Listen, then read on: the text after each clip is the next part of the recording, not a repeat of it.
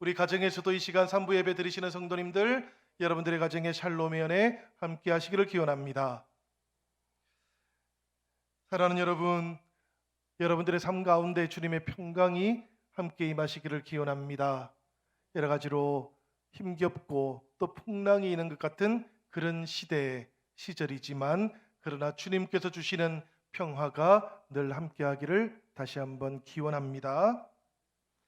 우리가 지금 살아가고 또 맞이하고 있는 이 코로나 팬데믹 상황이 사실 워낙 엄중하다 보니까 우리의 삶에서 중요했던 많은 주제들, 이런 것들이 코로나라고 하는 상황 속에서 다 흡수가 되고 또 사라져 버리는 것 같은 그런 느낌들을 받게 되곤 합니다. 우리 개인의 일상은 말할 것도 없고요. 역사적으로 또 정치 경제적으로 중요했던 그런 주제들조차도 크게 주목받지를 못하는 것 같습니다. 1년을 연기한 후에 아주 어렵게 개최되었던 올림픽도 잠시 반짝하다가 지나가 버렸지 않습니까? 예배와 또 일상적인 신앙생활 속에서 이루어졌던 개인적인 하나님과의 만남이 우리 성도들 사이에 영적인 사귐을 통해서 더 풍성해져야 되는데요. 이렇게 풍성하게 체험되어야 하는 그런 은혜들, 그런 하나님 체험도 자꾸만 사라져가는 것 같은 그런 느낌을 가지게 됩니다. 이 코로나 팬데믹이라고 하는 상황이 때로는 모든 삶의 의미를 또 신앙의 영적인 풍성함들을 다 집어삼켜버리는 일종의 블랙홀 같은 그런 것이다 생각이 들기도 해요. 그래서 사라지고 또 지나가 버린 것들이 코로나 이후에 아무 일도 없었던 것처럼 다시 의미 있는 것들로 우리들에게 되돌아올 수 있을까, 이런 물음들을 자꾸만 던지게 되기도 합니다. 예전에 의미 있었던 것들이 덧없이 사라지고 소멸되지 않을 수 있도록 사랑하는 여러분, 우리가 잘 붙잡아야만 합니다. 사실 코로나가 아니면 아주 중요한 것들입니다. 우리가 지금 이 코로나라는 상황 때문에 피부에 가깝게 느끼지 못하지만 아주 중요한 것들이 대단히 많이 있는 것이지요. 사실 코로나는 우리의 생존을 조금 위협하는 것들입니다. 그러다 보니까 이 생존의 위협을 받는 우리들이 스스로를 보호하기 위해서 다른 많은 것들에 대해서 관심들을 자꾸만 끊어버립니다. 우선은 우리들이 살아남아야 되는 것이거든요. 이게 생물학적인 본능 같은 겁니다. 그러다 보니까 이웃에 대한 관심도 조금 줄어들고요. 또 생존하고는 조금 거리가 있는 것들은 관심을 조금 멀리 하게 되는 그런 경향들이 있어요. 그런데 여러분, 사실 우리가 중요하게 붙잡아야 되는 것들은 여전히 많이 있다라는 것이지요. 물론 코로나 상황 이것이 아무것도 아니다, 이런 말씀은 아닙니다. 여러분, 그 이전으로 되돌아가자라는 말씀도 아니고요. 엄중한 상황인 것이 분명하고 방역에도 우리가 최선을 다해서 참여해야만 합니다. 어떤 때보다도 서로를 더 생각해 주어야 되고 더 절제하는 모습으로 살아야 됩니다. 우리 그리스도인들은 세상 사람들보다 분명히 더 절제하면서 이웃을 생각해야 되는 그런 의무도 있는 것 같습니다, 여러분. 이런 방역이 생명을 위협하는 코로나에 저항하는 아주 중요한 방식인 게 분명합니다. 이걸 부정하는 건 아니고요. 그렇지만 우리가 살아가는 삶이라는 것은 생존보다는 더 큰 것이지 않습니까? 생존만은 아니라는 것이지요. 모든 의미 있는 것들을 코로나라고 하는 블랙홀에 사라지도록 할 수 없다라는 겁니다. 코로나에 버티는 것 힘든데 그런 것까지 어떻게 신경을 쓰겠느냐고 이런 생각이 이내 찾아오시기도 하겠지만, 방역의 전선을 최선을 다해서 지키면서도 우리 삶에 중요했던 것들이 덧없이 사라져 가지 않도록, 소멸되지 않도록 붙잡으려는 노력도 꼭 해야만 합니다. 그래야만 우리 삶과 우리 신앙이 앙상하게 바짝 마른 껍데기만 남지 않도록 지킬 수 있는 길입니다. 이런 노력과 함께 이런 위기의 때를 지나가는 사람들하고 그렇지 않았던 사람들은 시간이 조금 지나서 코로나 이후를 맞이하게 되면 삶을 아주 다르게 마주하게 될 겁니다. 이런 노력을 하면서 신앙을 지켜왔던 성도들과 그렇지 않은 성도들도 시간이 조금 지나고 나면 하나님에 대해서도 그리고 신앙을 하며 살아가는 현실에 대해서도 아주 다르게 경험을 하게 될 거예요. 강복절 76주년을 맞으면서 과거를 생각한다라는 것, 그리고 과거 속에서 하나님의 은혜를 생각한다는 것이 어떤 의미가 있을까, 이런 생각을 하면서 말씀을 준비하다가 마음속에 떠오른 그런 단상들입니다. 사실 코로나 4차 대유행이 정점을 찍고 있는 지금 76년 전에 있었던 해방의 과거를 생각한다라는 것, 그리고 그 속에 담겨 있었던 하나님의 뜻을 기억한다라는 것이 어떤 의미를 가지고 있는 것일까, 이렇게 자꾸만 물어보다 보면 우리 삶의 의미, 신앙의 의미를 묻고 기억하는 그런 행동 하나하나가 우리 삶의 의미를 코로나로부터 지켜주는 삶의 방역 같은 것이다라는 그런 생각에도 이르게 됩니다. 여러분, 우리는 생존을 위한 방역뿐만 아니라 우리 삶을 위한 방역도 꼭 필요한 존재다라는 것, 이것도 오늘 기억해 보면 좋겠어요. 76주년 강복절을 맞이하면서 우리 민족에게 하나님께서 은혜로 임하셨다라는 것, 그 하나님의 은혜를 기억해야만 하는 이유가 바로 여기에 있는 겁니다. 왜냐하면 과거를 바라보면서 그 속에 함께 하셨던 하나님을 발견하면 우리가 현재에 대해서도 새로운 전망을 가질 수 있기 때문인 것이지요. 우리 모두가 맞이해야 하는 미래에 대해서도 우리가 조금 다르게 우리가 대할 수 있게 되기 때문에 그런 겁니다. 그래서 우리들에게는 여전히 과거를 기억하는 것이 중요하고, 그 과거 속에서 신실하게 그 백성들을 살피셨고 은혜로 지켜주셨던 그 하나님의 은혜를 확인하는 것이 대단히 중요한 거예요.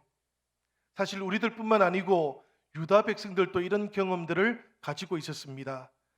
바벨론의 포로로 잡혀가 있었던 시간들과 그리고 페르시아가 새롭게 등장했을 무렵에 이 유다 땅과 예루살렘은 완전히 폐허로 그냥 머물러 있었지 않습니까? 하나님께서 어느 날 이 페르시아 치하에 있던 이스라엘 백성들을 다시 유다 땅으로 예루살렘으로 보내시기는 했지만 그들이 돌아온 땅은 돌아보니까 폐허만 있었던 거예요. 예루살렘 성벽도 무너져 있었고 예루살렘 성전도 다 무너져 있었던 것 아닙니까? 그들은 의미가 없는 땅에 다시 돌아왔던 것이지요. 그럼에도 불구하고 이 포로에서 돌아왔던 유다 백성들이 그냥 유다 백성인 것이 아니라 하나님의 백성이 될 수 있었던 이유가 어디에 있는가 살펴보면, 이 유다 백성들은 자신들과 함께 했던 하나님, 자신들이 어려움 속에 있을 때에 지켜주셨던 하나님, 때로는 저 애굽에서 400년 동안 노예로 살았을 때에도 지켜주고 보호해 주시고 그들의 소리를, 탄식의 소리를 들어주셨던 그 하나님에 대한 은혜가 있었던 것이지요. 그 은혜를 기억하니까 그들이 하나님의 백성이 되었던 겁니다. 그 하나님의 은혜를 깨닫고 나니까 그들은 현재에 대해서 다르게 바라볼 수도 있게 되었던 것이지요. 그러니까 기억하는 것, 감사하는 것, 이것이 유다 백성들을 하나님의 백성 되게 했다라는 그런 이야기입니다. 그런 의미로 보면 오늘 우리가 봉독했던 이 시편 126편은 유다 백성들이 저 바벨론 포로 생활에서 돌아온 다음에 그 속박과 고난 속에서 체험했던 하나님의 놀라운 해방을 기억하고 감사했던 광복의 노래였다라는 것을 새삼 깨닫게 되지요. 사실 이 광복의 노래는 이렇게 시작되고 있습니다. 여호와께서 시온의 포로를 돌려보내실 때에 우리는 꿈꾸는 것 같았도다. 너무나 잘 알고 있는 구절 아닙니까, 여러분? 바벨론에 멸망당했고요, 포로로 끌려간 지 70년이 지났다라는 이야기는 유다 백성들이 더 이상 그 나라가 강복을 맞이할 수 있을 것이라는 소망을 가질 수 없을 만한 시간이 지나갔다는 이야기입니다. 그 당시로는 보면 이미 세대가 달라지고 또 달라졌던 시간들이었던 것이거든요. 그리고 바벨론보다 더 강력한 나라가 등장한 겁니다. 페르시아가 등장하게 되었으니까 이제 정말 해방이라는 것은 현실로부터 완전히 멀어지게 된 것이다라고 이렇게 생각했던 겁니다. 그랬던 유다 백성들에게 갑자기 고국으로 돌아갈 수 있게 되었다라는 소식이 들려왔던 것이지요.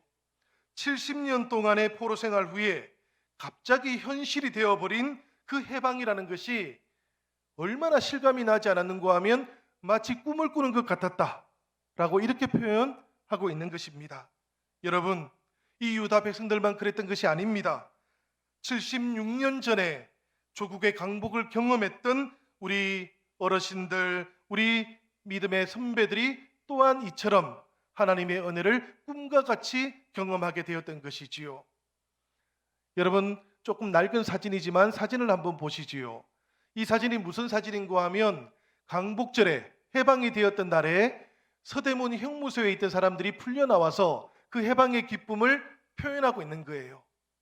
조금 더 화질이 떨어지기는 한데 그 다음 사진도 보시면 이 사진은 무슨 사진인가 하면 저기가 남대문과 서울역 부근입니다. 그 남대문과 서울역 부근으로 이 강복절에 사람들이 물밀듯이 밀려 나오는 장면을 찍어 놓은 거예요. 용량이 조금 작아서 얼굴이 잘 안 보이지요, 그죠? 독립기념관에 가시면 이 사진들이 있습니다. 자세히 보시면 이분들의 그 숫자가 보이는 것이 아니고 화질이 좋은 걸로 보면 얼굴이 보여요. 그 얼굴에 보면 이분들의 표정들이 어떤지가 조금씩 보이는데요. 정말로 감격과 기쁨이 표현되고 있습니다. 숨길 수가 없는 그런 기쁨이 꿈처럼 그렇게 표현되고 있는 것이지요.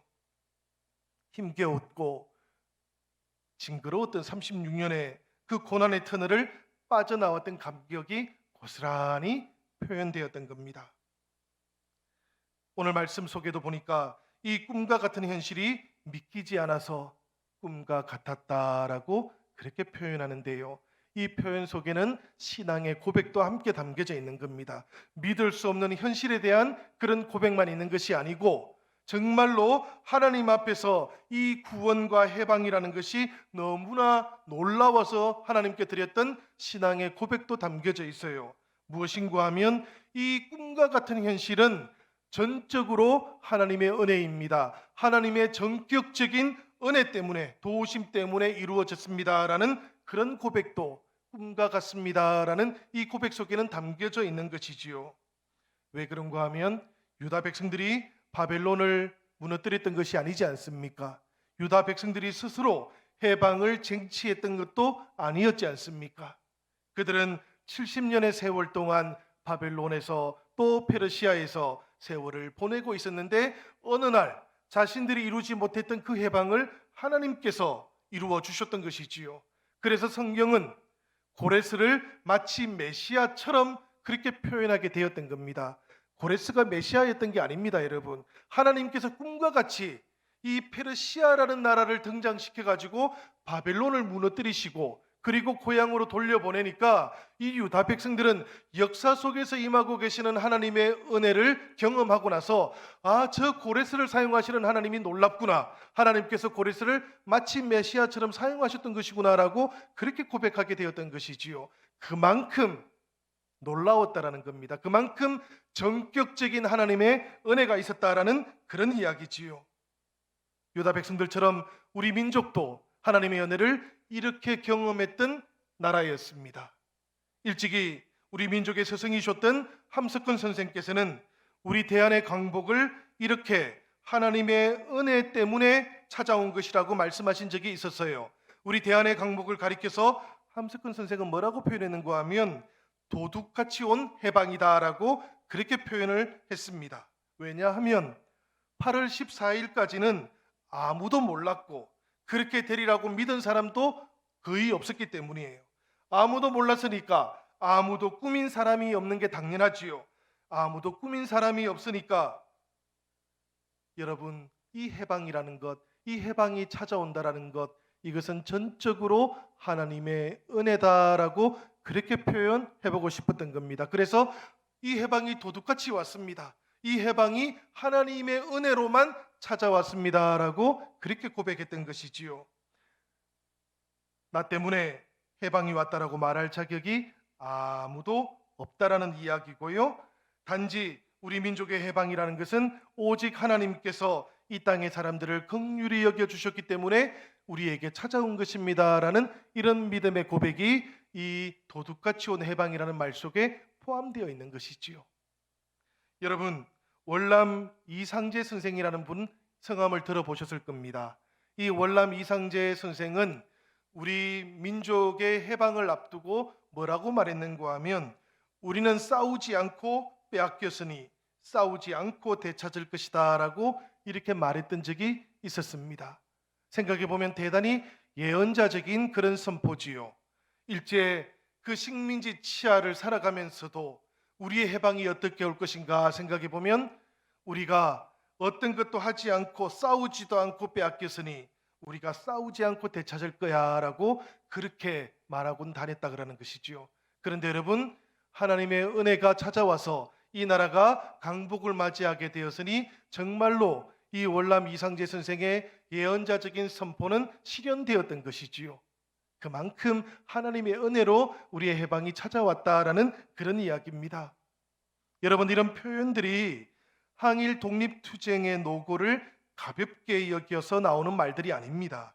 목숨을 걸고 싸우신 분들이 계시지만 일제강점기 그 항일투쟁 자체 그 역량만으로는 해방을 쟁취할 수는 없었다라는 이야기예요. 그런데도 불구하고 기적처럼 우리 민족에게 해방이 찾아왔기 때문에 그리스도인들은 모두가 다 이 한민족의 역사 속에, 우리의 역사 속에 하나님의 은혜가 전격적으로 임한 것이다, 꿈과 같이 임했던 것이다 라고 그렇게 고백할 수 있었던 겁니다. 한마디로 말하면 눈물과 탄식을 힘찬 웃음소리와 노래소리로 바꾸어 주셨던 해방의 하나님이 계셨다라고 이렇게 고백할 수 있게 되었던 것이지요. 강복 76주년을 맞이하는 오늘, 우리들도 이 나라를 살리시고 이 나라를 지켜오셨던 하나님의 크신 은혜를 기억할 수 있으면 좋겠습니다. 우리가 이 코로나 시대를 맞이하는 동안 여러분, 우리가 당연하게 여겼던 것, 우리가 노력해서 성취했던 것이라고 생각했던 것들이 얼마나 부질없이 우리에게서 빠져나가는 것을 목격하고 있습니까? 생각해 보면 하나님의 은혜 아니면 우리가 붙잡을 수 있는 것도 없고 지킬 수 있는 것도 없다라는 것을 새삼 깨닫게 되는 그런 강복 76주년 강복절 주일 예배이기도 합니다. 여러분, 다시 한번 우리가 하나님의 은혜로만 꿈과 같이 우리가 해방되는 날들, 빛이 회복되는 날들을 경험할 수 있게 될 것이다 라는 이 고백을 함께 우리의 선조들과 공유할 수 있으면 좋겠습니다. 우리도 지금 이 코로나라고 하는 어두움 가운데 있지 않습니까? 하나님께서 과거에 우리 민족을 통해서 빛을 비추어 주셨던 것처럼 신실하신 하나님께서 또한 우리들에게도 이 빛을 비추어 주시고 우리의 모든 일상에 의미 있는 것들이 사라지지 않고 소멸되지도 않고 다시 회복되도록 하실 것이다 라는 이런 믿음으로 오늘 우리가 강복절 빛을 회복시켜 주셨던 하나님을 만날 수 있기를 주님의 이름으로 기원합니다. 오늘 말씀을 보니까 바로 이런 까닭에 유다 백성들도 하나님을 향해서 이렇게 찬양을 했던 것이지요. 그때 우리 입에는 웃음이 가득하고 우리 혀에는 찬양이 찼었도다. 그때 문나라 가운데서 말하기를 여호와께서 그들을 위하여 큰 일을 행하셨다 하였도다. 여러분, 이 말씀 하반절을 보니까 유다 백성들이 기완하고 있는데요, 그 모습을 보았던 이방 나라 사람들이 여호와께서 너희를 위하여 큰 일을 행하셨다고 그렇게 찬양했다라는 것이지요. 이방 사람들도 이해할 수가 없었던 겁니다. 갑자기 일어나게 된 이 유다 사람들의 구원과 해방을 보면서 이 일들이 어떻게 이루어진 것일까? 저 메소포타미아, 저 하루에서 살아가던 저 사람들에게 도대체 무슨 일이 일어났기 때문에 고향으로 돌아갈 수 있게 되었단 말인가? 이방 사람들조차도 그 놀라운 일들을 꿈과 같이 그렇게 경험했던 것이지요. 필경저기에는 저 유다인들이 믿고 있던 하나님의 은혜가 아니라면 일어날 수 없는 것이구나. 그 하나님의 권능이 나타났던 것이구나라고 그렇게 찬양했다라는 그런 이야기입니다. 사랑하는 여러분, 이 찬양의 말씀을 우리가 보다 보면 하나님께서 택하신 자들을 결코 버리지 아니하신다라는 것을 깨닫게 됩니다. 그분의 신실하심이 이것을 가능하게 하시는 것이지요. 성도들의 고통을 먼저 아시는 하나님께서 도움의 손길도 먼저 펼쳐 주시는 겁니다. 때때로 시간의 차이가 있을 수 있지만 하나님으로부터 부름을 받고 택함을 받은 우리들의 삶 가운데에도 하나님의 이런 돌보심과 신실하심은 반드시 찾아올 겁니다. 그러니 여러분, 이 환난 가운데서 좌절하지 않으시기를 바랍니다. 하나님의 약속은 결코 취소되는 법이 없으시다라는 것, 이것을 굳게 신뢰하시면서 이 어둠의 때에 빛 되신 주님을 바라보고 우리가 살아갈 수 있으시기를 주님의 이름으로 기원합니다. 유다 백성들은 바로 이런 역사에 대한 통찰을 가지고 있었고요. 유다 백성들은 바로 이렇게 역사 속에서 신실하게 자기의 뜻을 이루어 가시는 하나님에 대한 믿음을 가지고 있었던 것이지요.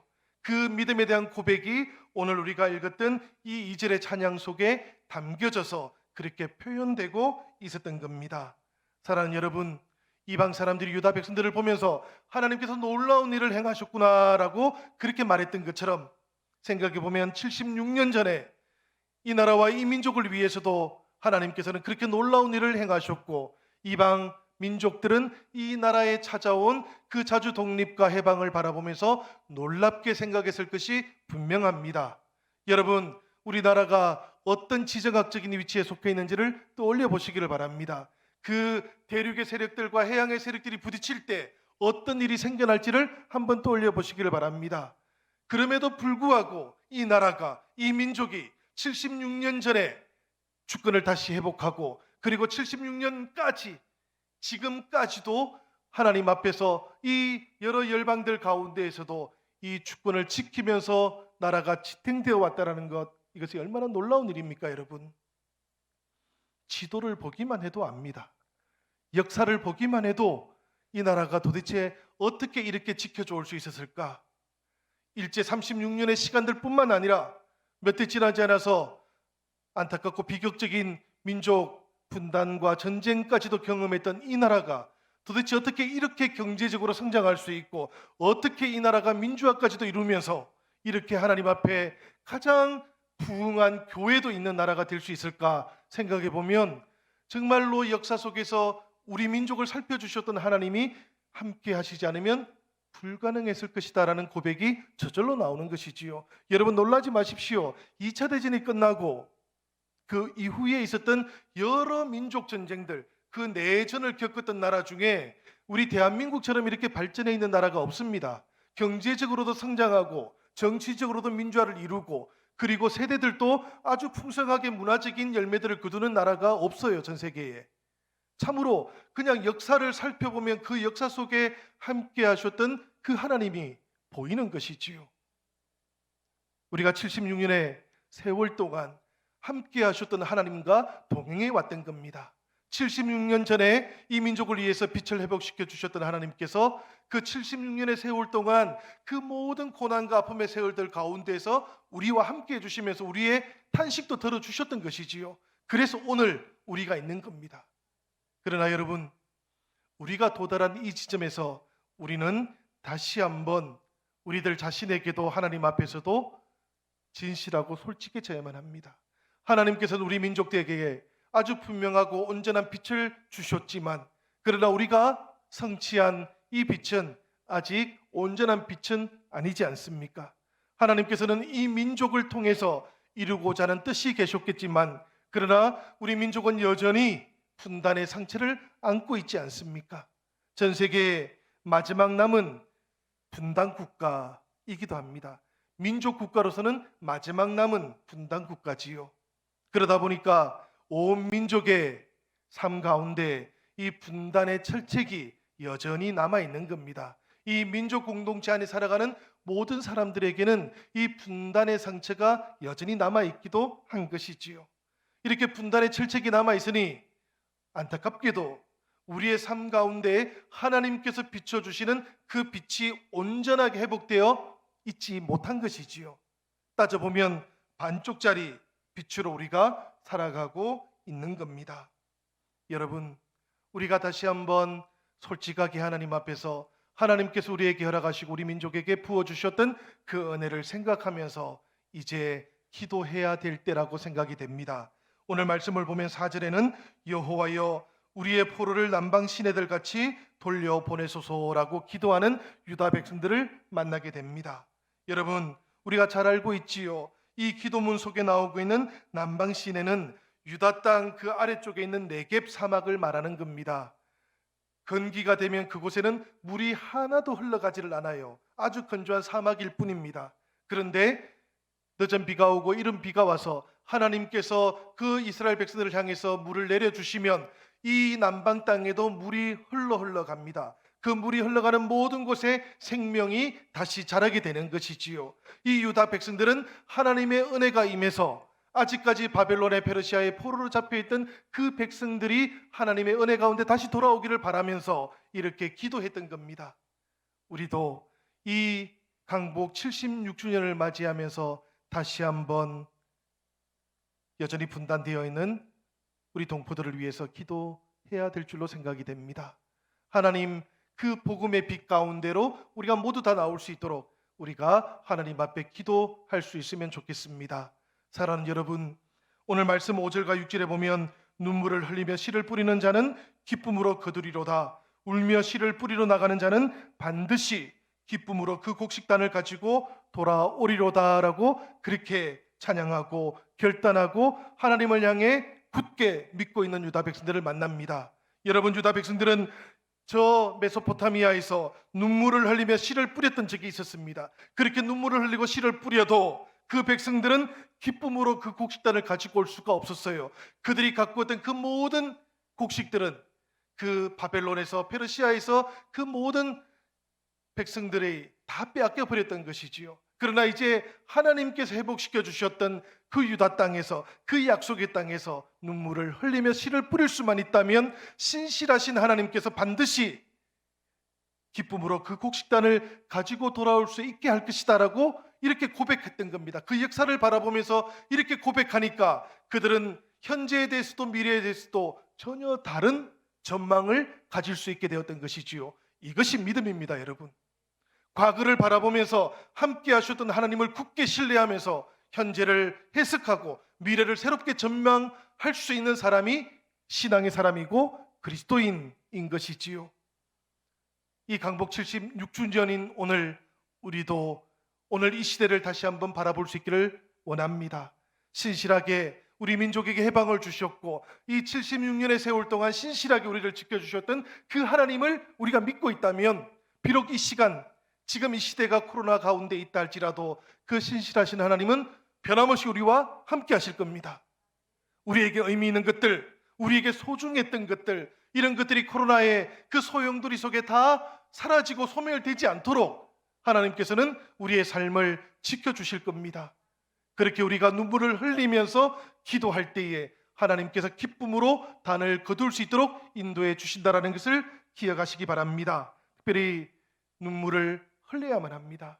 사랑하는 여러분, 이 코로나 시대의 이웃들을 위해서 흘려야 되는 눈물이 있기를 바랍니다. 우리가 눈물을 흘려야만 합니다. 교회의 고난을 바라보면서 눈물을 흘릴 줄 아는 성도들도 되어야만 합니다. 우리가 눈물을 흘려야만 돼요. 조국의 진정한 강복을, 평화적인 통일을 위해서 저 북녘 땅에도 우리의 동포들이 하나님의 복음의 빛 가운데 다시 나올 수 있도록 우리가 눈물을 흘릴 줄 알아야 되는 것이지요. 눈물을 흘릴 줄 안다면 사랑하는 여러분 또한 뿌려야 되는 씨앗도 있는 법입니다. 교회가 뿌려야 되는 씨앗이 있고 성도들이 뿌려야 되는 씨앗이 있는 것이지요. 성도이기 때문에 뿌려야 되는 씨앗이 있는 것이고요. 교회이기 때문에 뿌릴 수 있는 씨앗이 있는 겁니다. 세상 많은 사람들이 뿌릴 수 있는 씨앗들 말고 교회만 뿌릴 수 있는 것들이 있습니다, 여러분. 오늘 이 시대는 성도이기 때문에, 교회이기 때문에 뿌려야 되고 뿌릴 수 있는 그 씨앗, 그것을 우리가 뿌리고 심어야 하는 시대입니다. 여러분, 그 씨앗이 무엇일까요? 저는 아주 분명하게 말씀드립니다. 그것은 바로 이 시대를 위해서, 우리의 이웃들을 위해서, 그리고 이 나라와 이 민족들을 위해서 교회와 성도들이 기도의 씨앗을 지금 심어야 된다고 믿습니다. 지금 우리가 분명히 기도해야 되는 때이고, 지금 우리가 분명히 기도함으로 신실하신 하나님께서 다시 한번 이 민족과 이 나라를 향하신 주님의 뜻을 나타내도록 해야 되는 때라고 믿습니다. 사랑하는 여러분, 저 독일 라이프치히에 가면 성 니콜라이 교회라는 곳이 있습니다. 이 니콜라이 교회는 지금도 월요일이면 독일의 통일과 평화를 위해서 기도합니다. 그리고 전 세계의 평화를 위해서 기도하고 우리 한반도를 위해서도 기도합니다. 그런데 이 라이프치히는 본래 독일 저 동독 쪽에 속해 있던 지역이었어요. 통일이 되고 32년 동안 변함없이 지금 기도를 하고 있는데, 사실 이 교회는 1982년도부터 그 통일과 평화를 위해서 기도를 해왔습니다. 그 동독 지역에 있던 그리스도인들이 한 사람씩 조용히 모여가지고는 그곳에서 기도를 하기 시작했던 것이지요. 그렇게 기도를 하기 시작하면서 동독의 장벽들이 무너졌던 겁니다. 지금도 독일의 역사학자들, 그리고 크리스찬이 아닌 역사학자들도 이 독일의 장벽이 어떻게 무너지게 되었는가 설명할 때 반드시 짚고 넘어가는 출발점이 바로 이 성 니콜라이 교회의 월요 기도회입니다. 저는 이 기도의 이야기를 보면서 하나님께 드리는 성도들의 기도는, 하나님께 드리는 우리의 눈물의 기도는 결코 땅에 떨어지는 법이 없다는 것을 다시 한번 깨닫게 되었습니다. 사랑하는 여러분, 우리의 기도가 있는 그곳에서 신실하신 하나님께서는 이 민족을 통해서도 새롭게 역사하실 것입니다. 우리의 기도가 있는 그곳에서 하나님께서는 이 코로나 시대에 빛을 잃어버리고 있는 이웃들에게도 분명히 하나님의 빛을 비추어 주실 것입니다. 그러니 여러분, 우리가 눈물을 흘릴 줄 아는 성도가 되고 우리가 이 시대를 위해서 기도할 줄 아는 성도들이 되시기를 바랍니다. 은혜로우신 하나님, 그분께서 꿈처럼 우리에게 새날을 허락해 주실 것입니다.